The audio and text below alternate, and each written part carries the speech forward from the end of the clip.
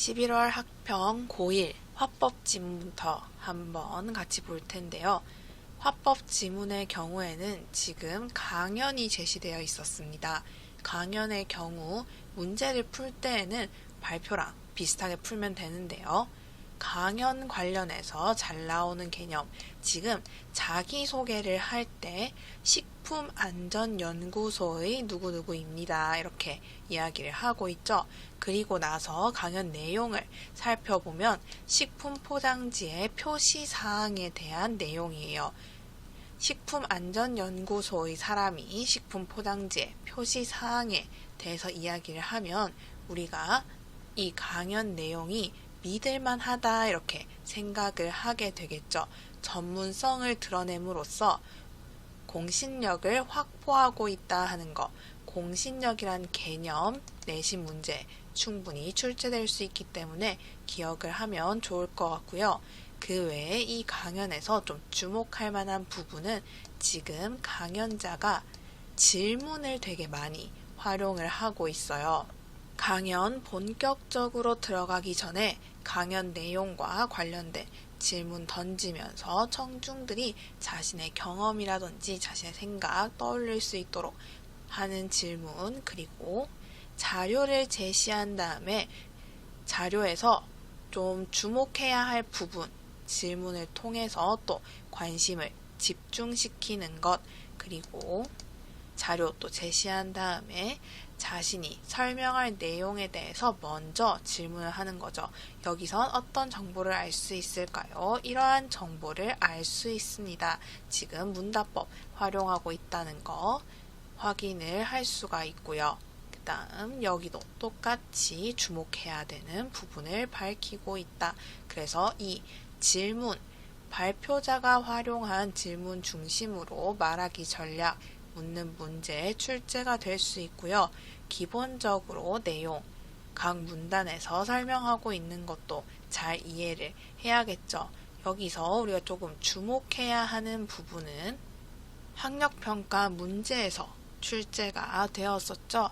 여기 식품 포장지의 뒷면 정보 표시면에 이러한 정보들을 확인할 수 있는데 그 중에서 알레르기 표시란의 경우에는 유발 물질이 들어가 있으면 사용되면 여기에 바탕색과 다르게 이 물질이 들어가 있다 이렇게 표시를 하게 되는데 혹시나 내가 직접 이 식품에 넣지 않더라도 불가피하게 섞여 들어갈 우려가 있는 경우에는 알레르기 표시란에 표시하는 것이 아니라 주의사항에 표시가 된다 하는 거 문제 출제가 됐었습니다. 그래서 이 내용 내신에서도 충분히 출제될 가능성이 있고요.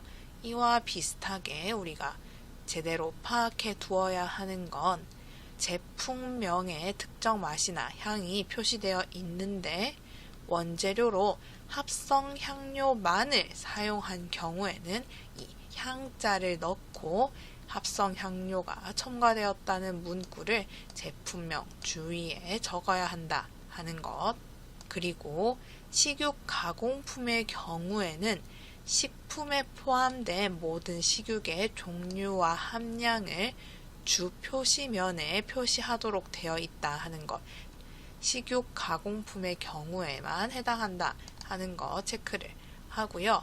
그 다음 마지막, 지금 이 화자가 자신이 강연한 내용을 청중들에게 실천해 볼 것을 요청하면서 마무리하고 있는 것, 이 부분도 강연자의 말하기 방식으로 자주 출제가 되는 내용의 선지이기 때문에 기억을 해두고 있으면 좋겠습니다. 그러면 문제 한번 같이 볼게요.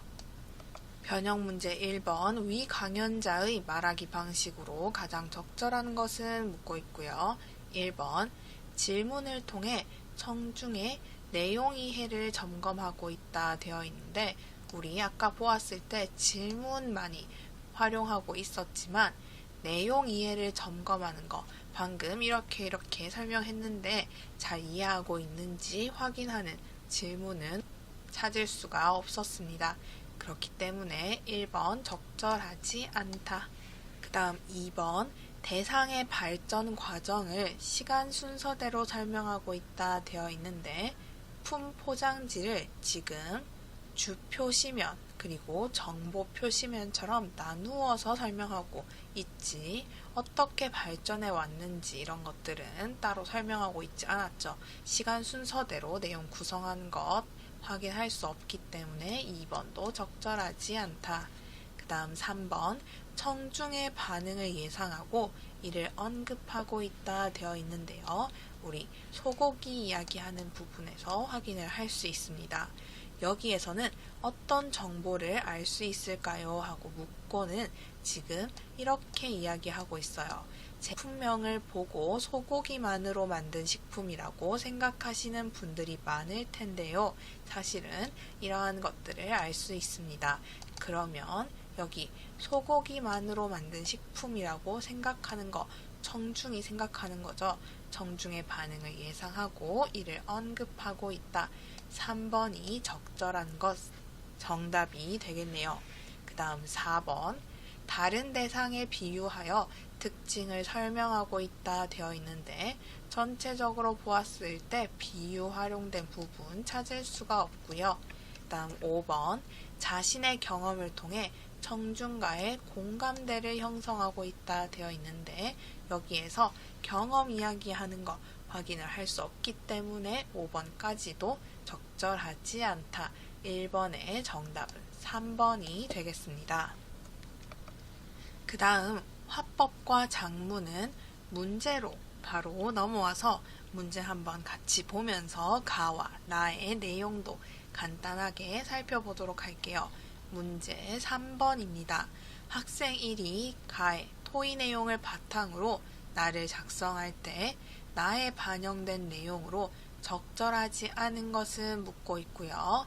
1번 나처럼 플로깅에 대해 들어본 적 없는 친구들도 있을 테니 플로깅에 대한 구체적인 정보를 포함하는 것이 좋겠어 되어 있는데요. 가 한번 보러 가면 지금 학생 3이 플로깅 행사는 어때? 이렇게 제안을 하자 학생 1이 플로깅이 뭐야? 처음 들어보는 말이야. 낯설어. 이렇게 이야기하는 거 확인을 할 수 있습니다.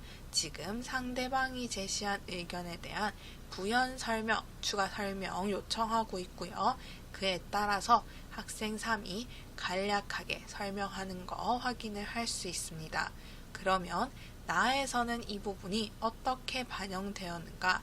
학생 1처럼 플로깅 잘 모를 수 있겠죠. 독자 고려하여서 플로깅이란 무엇이다. 그리고 어떠한 효과가 있다 하는 것을 구체적으로 지금 어원 풀어서 설명을 하고 효과 설명해 주는 것 확인을 할 수 있습니다. 그렇기 때문에 1번은 적절하다. 그 다음 2번 누구나 참여할 수 있는 행사가 되기 위해 플로깅을 선택한 만큼 누구나 참여할 수 있다는 점을 드러내야겠어 되어 있는데요. 나를 보면 지금 다양한 의견들이 있었어요. 축구 대회를 열자, 그리고 마라톤 행사를 열자 했는데 많은 학생들이 참여하기에는 좀 축구 대회 맞지 않고 또 마라톤은 부담스러워하는 친구들이 있을 수 있다. 그래서 많은 학생들이 부담 없이 참여할 수 있는 활동으로 지금 플로깅 행사를 하기로 한 거 확인을 할 수 있고요. 나를 보면 지금 플로깅 행사 어떠한 행사인가 이렇게 설명하고 있죠. 우리 학교 학생 누구나 참여할 수 있는 그리고 참여 대상 역시도 우리 학교 학생 누구나 이렇게 제시를 하고 있습니다. 그렇기 때문에 2번도 적절하다. 그 다음 3번 체력에 자신이 없는 학생들은 참여가 꺼려질 수도 있다는 의견을 고려해서 코스의 난이도를 알 수 있게끔 제시해야겠어 되어 있는데 체력에 자신이 없는 학생들 참여가 꺼려질 수 있다는 거 우리 여기에서 확인을 할 수 있습니다. 체력에 자신이 없는 학생들을 생각해서 마라톤 아까 탈락시킨 거 확인할 수 있었죠. 그리고 다양한 코스를 짜보자. 그러면 각자 체력에 맞게 선택할 수 있어서 참여도가 더 높아질 것 같다 하는 내용도 여기서 확인을 할 수가 있고요. 실제로 나를 보면 지금 코스 여러 개, 3개 선택해서 참여할 수 있도록 되어 있고 거리와 난이도 밝혀서 참고할 수 있도록 한 거 확인을 할 수 있습니다. 그렇기 때문에 3번도 적절하다. 다음 4번 학교 근처에 지저분해지기 쉬운 장소를 중심으로 코스를 짠 만큼 이번 행사를 계기로 꾸준히 관심을 가져줄 것을 요청해야겠어 되어 있는데요. 가에서 코스 이야기할 때 이렇게 학교 근처에서 지저분해지기 쉬운 장소를 중심으로 코스를 짜보자 이야기한 건 확인을 할 수 있었습니다. 그래서 이 코스들이 지저분해지기 쉬운 장소일 것이다 생각하는 것까지는 적절하죠.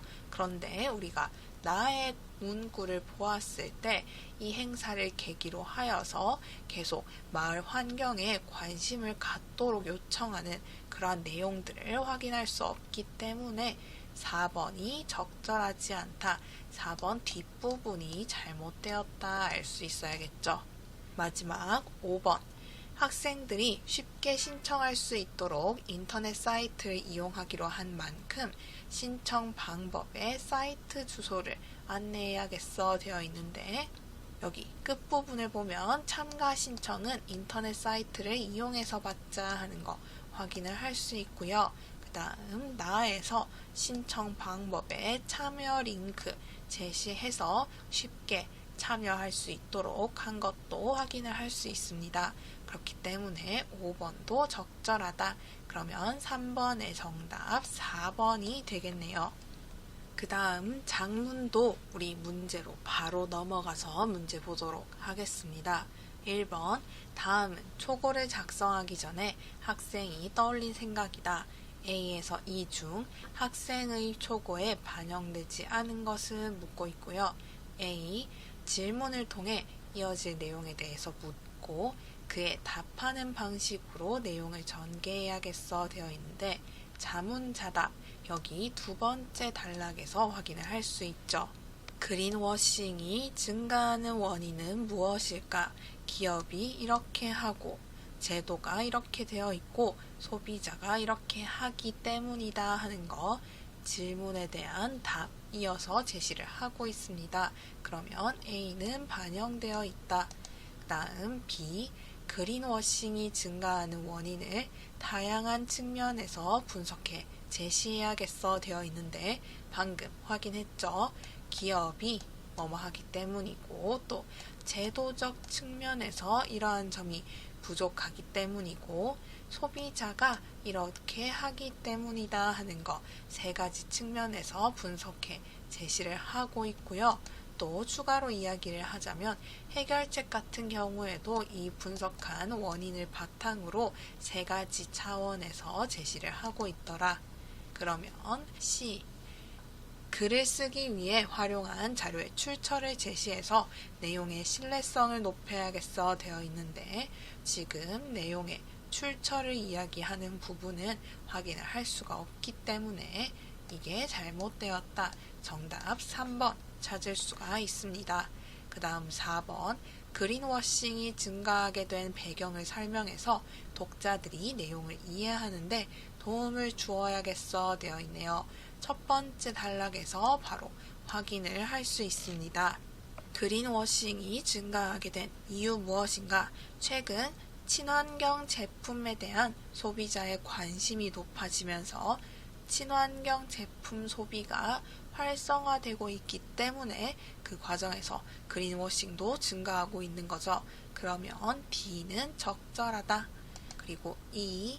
그린워싱을 해결해야 한다는 내 주장이 설득력을 갖도록 그린워싱의 문제를 제시해야겠어 되어 있는데 우리 본격적으로 원인 그리고 해결 방안 이야기하기 전에 그린워싱이란 무엇인가 설명하는 부분에서 그린워싱에 대한 정의 제시하고 문제점 지금 이렇게 이야기하고 있는 것 확인을 할 수 있습니다.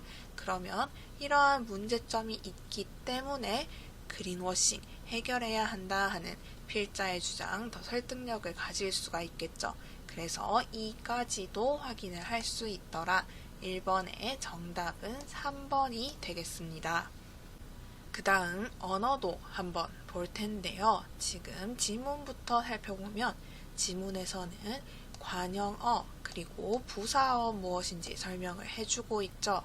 체언을 수식하면 관형어, 주로 용언을 수식하지만 좀 더 간단하게 기억을 하자면 관형어가 수식하는 체언 말고 나머지를 모두 수식한다 이렇게 생각을 하면 좋겠습니다. 이러한 관형어와 부사어는 원래는 문장의 필수 성분이 아니에요. 그런데 경우에 따라서는 필수 성분이 될 수 있다 하면서 우리 이 필수적인 관형어나 부사어, 생략할 수 없는 관형어나 부사어를 찾는 문제가 3번으로 출제가 되었었고요. 2번은 중세 국어의 관형어와 부사어에 대한 문제였습니다. 문제로 넘어가기 전에 본문 내용 한번 보고 나서 넘어가도록 할게요.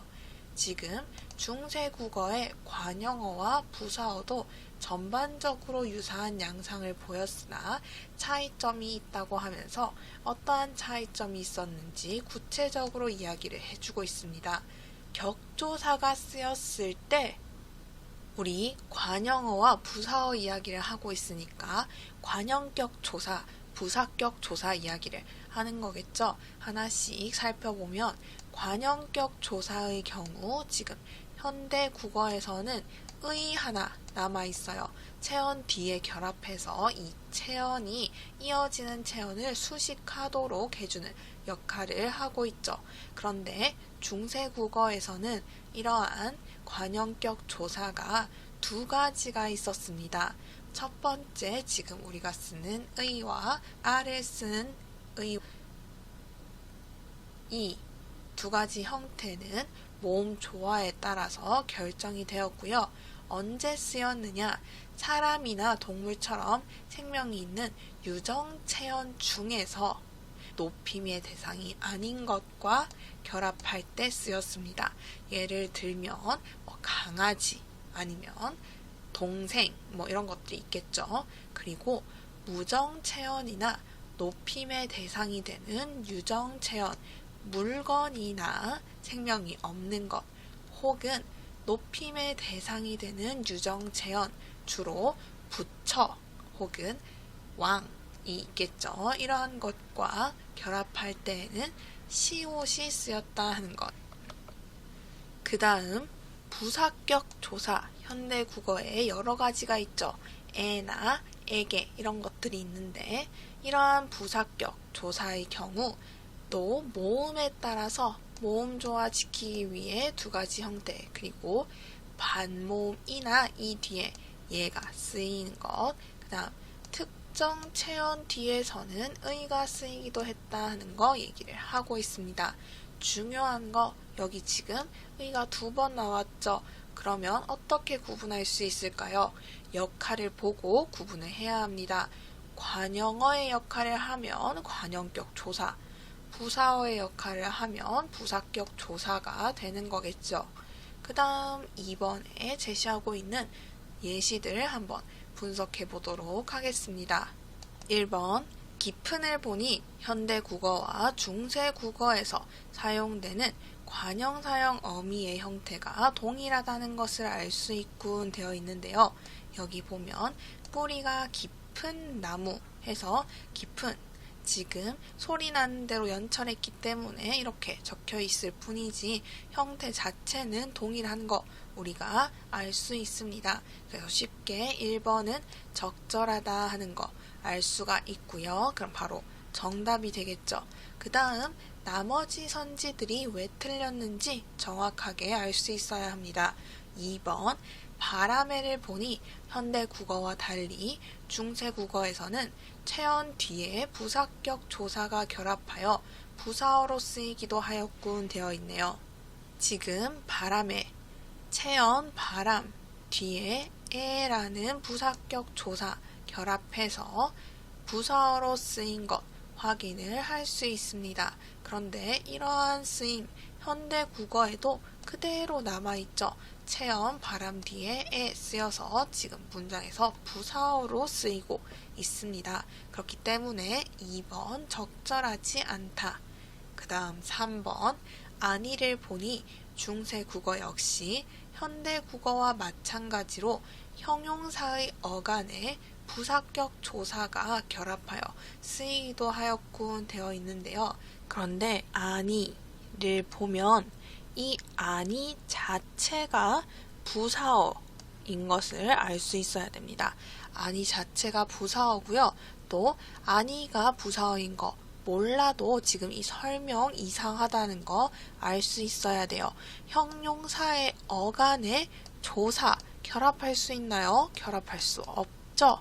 그렇기 때문에 이 말 자체가 틀려서 또 3번이 틀렸다라고도 볼 수 있어야 합니다. 3번 적절하지 않다. 그 다음 4번 원의 지배를 보니 현대 국어와 중세 국어 모두 사람을 나타내는 체언 뒤에는 관형격 조사로 의만을 사용했음을 알 수 있군 되어 있는데 지금 여기 보면 사람 이름 원 뒤에 의 사용해서 집을 꾸며주는 관형어로 만드는 거 확인을 할 수 있어요.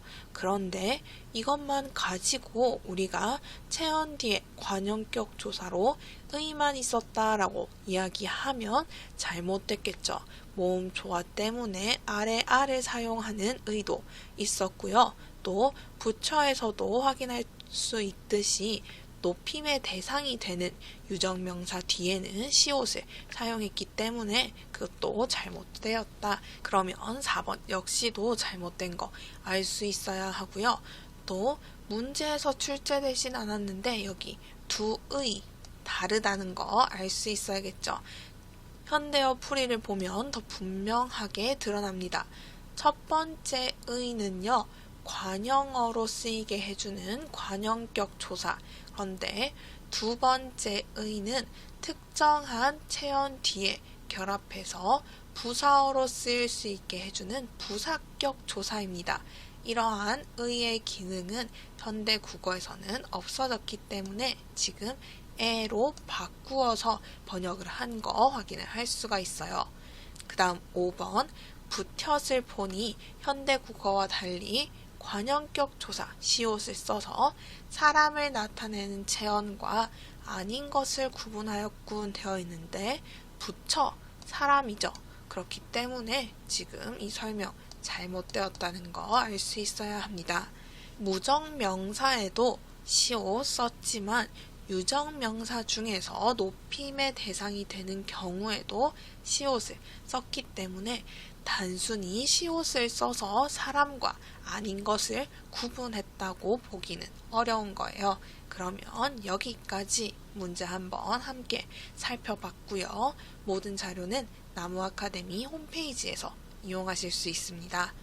채널을 구독하시면 더 많은 정보를 이용하실 수 있습니다. 감사합니다.